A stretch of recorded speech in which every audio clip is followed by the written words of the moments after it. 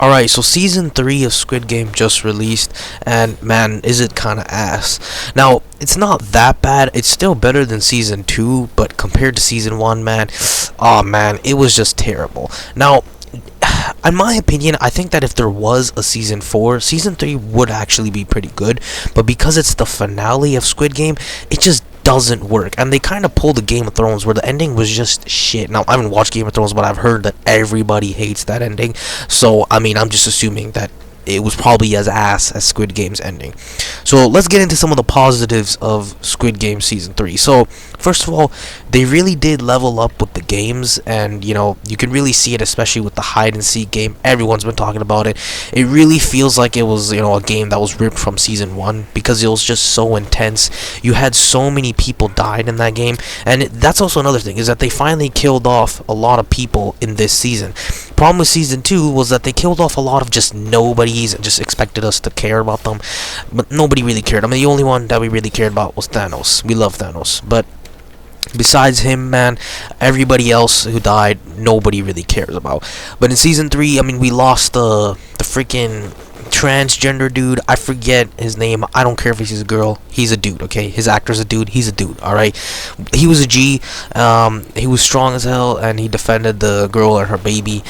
We lost him, and the father of the baby was the one who killed him. I hate that guy, but I think his character was also handled pretty well. Anyways, we had I think that guy's name was Numgi or something, you know, Thanos' boy. We had that guy as well. He was just going on a killing rampage with the father in that game. A lot of deaths there. That was a crazy game. Just watching it, I felt a little intense, like I was there. But yeah, that game was great. The father, or not the father, the mother and the son, they're like, that death was also pretty sad, where, you know, the mother always said that she was going to protect him, and then she was the one who ended up killing him. Pretty sad. Then later on she hangs herself. It was honestly very sad, but yeah, I really did like that about the season. That was something Season 2 was missing. I mean, Season 2 we had the frontman freaking, you know, playing around with Gihan, and you know, everyone, that one game, that rainbow game where everyone had to do like different challenges, bro, everyone was just being goofy in that game. So I was really glad that they stepped it up. The game after that, however, it was like the jumping rope. It wasn't as good as the glass one, but it was close. A lot of people don't like it, but I think it was pretty good. It still had that, you know, intensity that the first game had. But my only problem with that game was that, in my opinion, I think it wasn't that good because, I mean, the game was pretty unrealistic. You could have just ran through the entire thing. Now, a lot of people are like, oh, you would probably be scared and you couldn't do it. True, but again, I feel like that rope was swinging way too slowly, and it wasn't up to luck, whereas, you know, the glass game in Season 1 was completely up to luck. So you had no idea if you were gonna make it or not. There was like barely any high IQ plays you could make there. That's what made it scary. But this one, it was just kind of like, bro, you just jump and you're gonna be good. Now, this game, we lost pretty much all the main characters that we really cared about. We lost the mother, and yeah, it hurt. Like, obviously Gihan carried the son, but we lost the mother, and I think that was like the only main character that was left by then, because then the father survived, but then everybody else had died before then, so that was pretty good. But the last game is another thing that I actually think was pretty handled well. It's just some of the executions in that last game were just ass.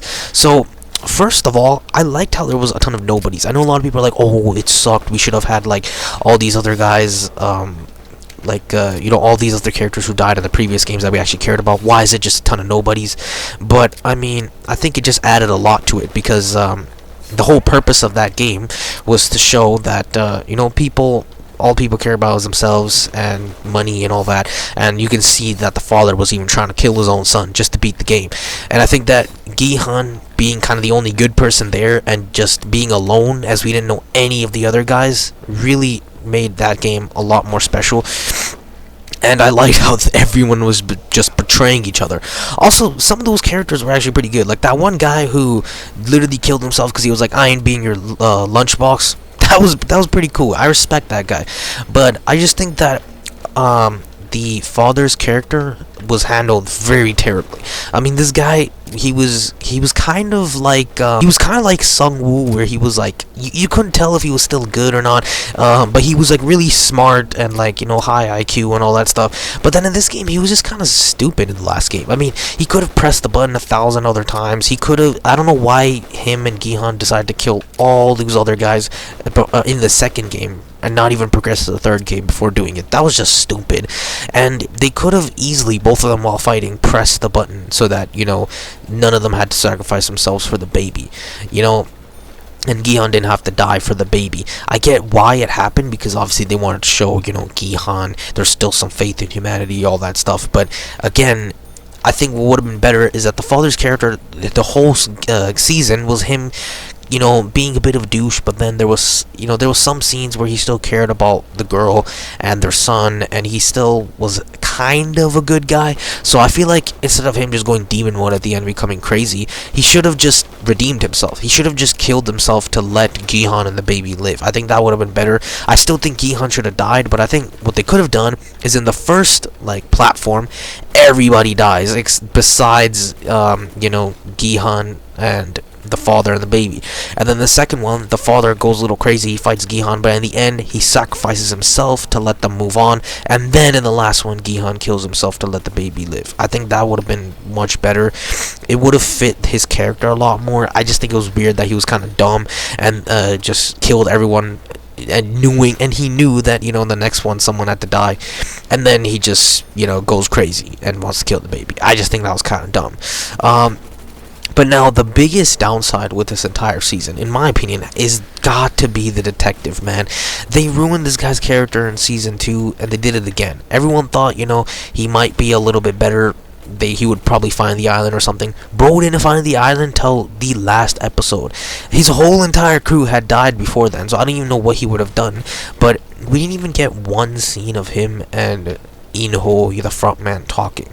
They didn't even have one conversation. He was on that island for like 2 or 3 scenes, like probably 5 minutes max of screen time, and all he did was just went to the frontman and asked him why. That's all he did. He literally asked him why. The frontman didn't respond, left with the baby, and that was it. It was just terrible. I don't know why it was like that. We deserved at least one good scene that was at least like 10 minutes long of these two talking and the frontman explaining his entire backstory. I mean, he should have explained his entire backstory. This is the last season of Squid Game. We're not getting any more of this. I know we're getting the American spin-off, but like in terms of these characters and I think I'm pretty sure the Squid Game's in Korea, right? Squid Game's in Korea, I think. So this is the last time we're getting these set of characters and all this. So we're probably not going to get them in the spin-off. I'd be shocked if, the detective comes back. But, because we're not getting these guys again, we should have gone the frontman's entire story. I don't even know if he's going to be in the American one. He probably is because he is in America, but most likely he's going to be a very small role, probably not even in it. So we should have gotten a whole backstory, why he did it, why he joined the Squid Games, a full episode dedicated to just him and the detective. And then vice versa, there was that scene where, the frontman reveals himself to Gihan, showing that he's actually a frontman and he betrayed him and all that stuff, and he killed, I think that guy's name was Jungbei or whatever. But again, it just, nobody really cared because we, the audience, already knew who he was, so we didn't really care. It wasn't a shock. And Gihan was just like, no, and just held a knife to him. And then they had 2 minutes of screen time where he just said, you can kill me, but it won't change anything. Just go kill them just go kill the other guys while they're sleeping. It was just so stupid. I mean, we should have had a conversation. That's what everybody was predicting, with that this whole season was going to be a whole, psychological game between the frontman and Gihan, and that never happened. They barely had any screen time together. Even when Gihan died, there was some stuff where, the frontman looked like a little sad, or he knew he lost because, Gihan was right all along, that there is still some faith in humanity. But, again, I mean, that's it. There wasn't much. I feel like we should have gone a lot more, especially the detective and the frontman, because, bro, we've been waiting since the end of season 1 about these two characters, the brothers, and the conversation at least between them, and then maybe a scene where one of them kills the other, but that didn't happen, and it was just kind of ass. So that really sucks. And I think a lot of what made the season bad is that it is the last season. which means that they left more plot holes for us, and we know that they're probably never gonna get resolved, because I mean, this is the last season. So yeah. Anyways, after all this crap, in the end, the front man goes to the US, and obviously to meet Gihan's daughter, and gives her a gift and says, like, you know, he died and all that. That was actually pretty sad. I think that was handled pretty well, because again, at first she was like, I don't want to speak to him, but then after she realized he died, kind of sad, and I think that was handled well. But then we see the American spinoff, and oh my god, man, I don't know what to say. I don't know how they're gonna handle it. I think honestly it could go well if, you know, they hire like a lot of actors. Again, it's gonna be in America, and you can hire so many cool American actors. Like I can already imagine like random actors like in the Squid Games, like let me just think of something like freaking The Reacher, bro. Imagine him being some bodybuilder in the freaking thing. Imagine, I don't know, freaking Kai Cenat being some streamer in it. Like they can go crazy with it. They can literally do a ton of random people, and I think it will work well. But yeah, again, it's just the biggest problem is that we never got these things resolved, which is why nobody's really excited for the spin-off. And even so, I mean, if they do a spin-off, it's just gonna be the same thing: games, people dying, one guy winning, and then the Squid Games just continue. Unless they, in the spin-off, they actually end the Squid Games forever. Unless they do that, which I doubt they are. I don't know, like, what it's gonna be. But yeah, and I think my last complaint was just the VIPs. I think a lot of people knew about this. Like, the VIPs were just so goofy in you know, this season. Even the season 1 ones, like, they were goofy, but they weren't this goofy, bro. These ones were just crazy. Like one of them were like oh, I'm betting all my money on 2 to 2. 2 to 2. You got this. You got this. Like, bro, it's so cringe. I could have done that acting for free. Bro, they hired some guys off of Fiverr. Terrible.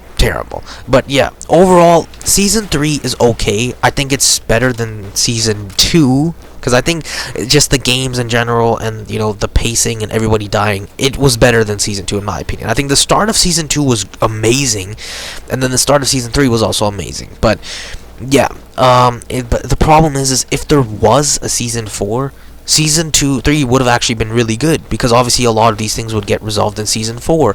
But because it's the last season, man, like, it really feels terrible to us, the audience. We've waited years to get a lot of these things resolved, like, you know, the front man and the brother, and having a scene between them. And even since season 2, just waiting a few months to get all this stuff, right? Like, getting the ending, and there was so many cool theories. Like, there was so many cool theories that would have worked a lot better than what they did. There was theories about, you know, Gihan becoming the front man, or stuff like that. And then there was also something where, like, one of the contestants was, like, Gihan's daughter, or the front man's daughter, or something. Like, there were so many crazy theories going on. And, like, even like the symbolisms in the games and all that, but none of that happened, and I think that's why this season just kind of sucked, and the ending just ruined it. So yeah, if you guys like this video, please subscribe, and check out my other videos, and yeah, peace.